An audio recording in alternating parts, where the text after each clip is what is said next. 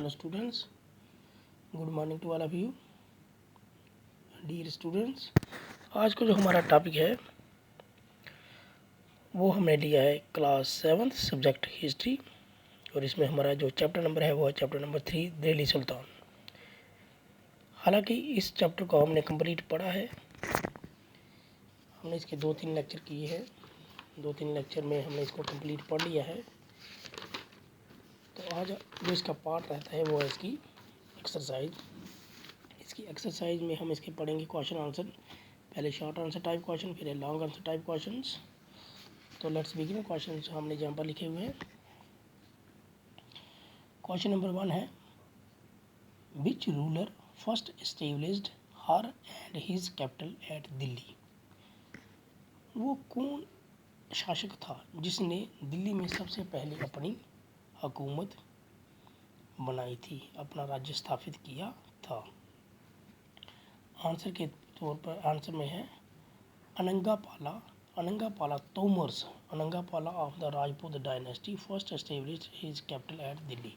अनंगापाला एक राजपूत डायनेस्टी से ताल्लुक़ रखने वाला एक शासक था जिसने दिल्ली पर सबसे पहले हुकूमत की थी, जिसने अपना राज्य स्थापित किया था, वो जो तोमर राजपूत था। दूसरा क्वेश्चन है, what was the language of administration under Delhi sultan. जो दिल्ली सुल्तान का जो इंतज़ामिया था, उस इंतज़ामिया के अंदर कौन सी भाषा इस्तेमाल की जाती थी। The language of administration under the Delhi Sultan were Persian. कौन सी भाषा थी वो? पर्शियन भाषा थी। उनके इंतज़ामिया के कामकाज में जो भाषा काम में लाई जाती थी वो थी पर्शियन। क्वेश्चन नंबर 3 है, in whose reign did the sultan reach its farthest extent. कहता है कि किस राजा के दौर में जो सल्तनत थी वो हाईएस्ट लेवल पर पहुंची थी। फॉरदेस्ट यानी कि आगे आगे बढ़ती गई। During the reign of Muhammad Tughlaq के दौर में की हुकूमत में द सल्तनत रीच इट्स फॉरदेस्ट एक्सटेंट, सबसे ज़्यादा एक्सटेंट तक पहुंची। Had March across a large part of सब कॉन्टिनेंट। उसने सब कॉन्टिनेंट जो इंडियन सभी कॉन्टिनेंट है उसका जो बहुत सारा हिस्सा अपने कब्जे में किया था, यानी कि हिंदुस्तान के बहुत सारे एरिया को उसने अपनी हुकूमत में लिया था, उस पर कब्जा किया था। They defeated the rival armies and seized several cities. उसने जो राइवल आर्मीज थी, दुश्मनों की आर्मीज को हराया था और उनकी बहुत सारी सिटीज़ पर कब्जा किया था, शहरों पर कब्जा किया था। The sultan also collected taxes from the peasantry. जो सुल्तान थे ये किसानों से टैक्सेस में कर भी वसूल करते थे। And dispense justice in the religion, और फैसले भी सुनाते थे। फ्रॉम क्वेश्चन नंबर 4 है, from which country did the Ibn Battuta travel to India. जो इब्न बतूता था वो किस कंट्री से था जो हिंदुस्तान में आया था। Ibn Battuta was a 14th century traveller to India from Morocco. जो इब्न बतूता था वो 14वीं सदी का एक ट्रेवलर था, एक यात्री था जो हिंदुस्तान में आया था। किस देश से? मोरक्को से आया था, अफ्रीका से। According to the circle of justice, why it is important for military commander to keep the interest of the peasants in mind। Question number 5 में पूछता है कि सर्कल ऑफ जस्टिस कानून के दायरे में अगर देखेंगे हम तो ये क्यों जरूरी था मिलिट्री कमांडर्स के लिए कि जो पीजेंट्स हैं उनको तवज्जो दी जाए। According to the circle of justice, और इंसाफ के दायरे से अगर देखेंगे तो it was important for the military commander के लिए ज़रूरी था कि keep the interest of the peasant in mind. जो पीजेंट थे उनको तवज्जो दी जानी चाहिए थी। उन्होंने इस बात को अपने दिलो दिमाग में डाला था, mind, because the salaries of the military commander come from the revenue collector from reason.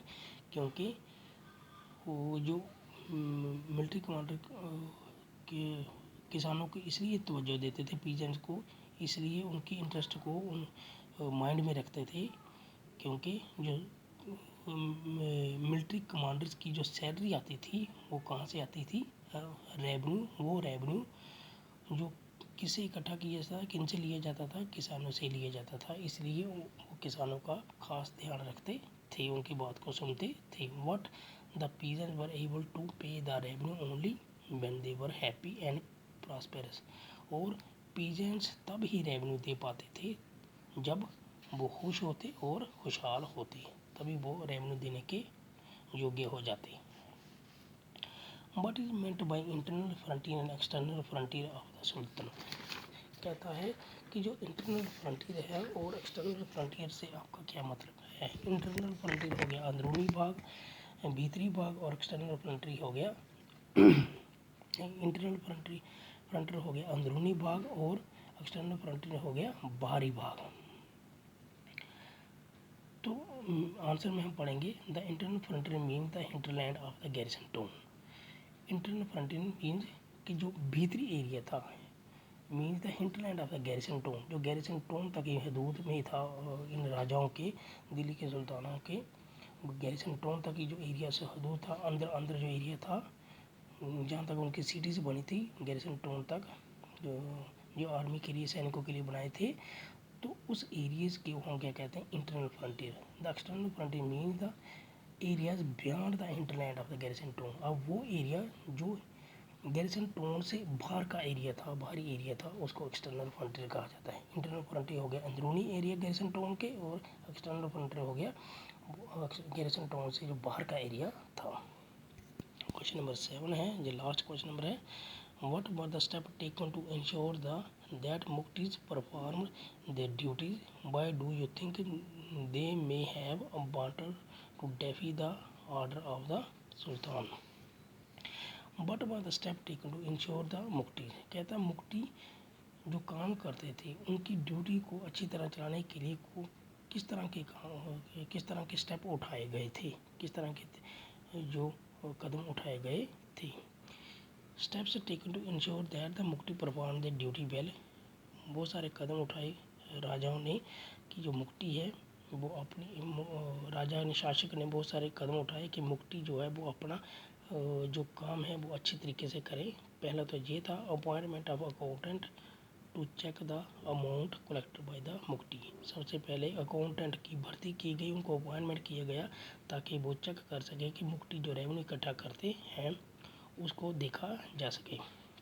Collection of revenue only which were prescribed by the state, not more than that in any circumstances. अब जब collection of revenue की होती थी तो वो उसी हिसाब से होता था जो रियासत ने लगाया है। रियासत ने अगर जिस तरह का रेवेन्यू लगाया होगा तो उसी तरह मुक्ति को रेवेन्यू इकट्ठा करना था, लोगों से रेवेन्यू लेना था, कर वसूल करना था। अगर वो इससे ज़्यादा होता, किसी भी हालात में ज़्यादा होता, तो उनको सज़ा दी जाती थी। Fixation of limit to keep the required number of soldier, और फिक्सेशन ऑफ लिमिट सोल्जर रखने की, सिपाही रखने की, सैनिक रखने की भी एक लिमिट थी, उसको फिक्स किया गया था। तो ये एक वजह थी कि जो मुक्ति थे, मुक्ति पर जब ये आर्डर तो मुक्ति उसको लगा कि उन पर ये आर्डर इस तरह के जो हो रहे हैं, उनको चेक किए जा रहे हैं, अकाउंटेंट अपॉइंट किए जा रहे हैं, उनका पूरा देख रेख की जा रही है, उनको क्या किया जा रहा है कि उनके हर एक स्टेप पर, एक्शन पर नज़र रखी जा रही है। तो श्योर था कि वो भी इस ऑर्डर को डेफी कर सकते थे। तो डी स्टूडेंट्स, आज ये लेसन कंप्लीट हुआ। उम्मीद करता हूँ ये लेसन आपको समझ आया होगा। नेक्स्ट वीडियो में हम इसके आगे पढ़ेंगे, आगे वाला लेसन पढ़ेंगे। तब तक के लिए धन्यवाद।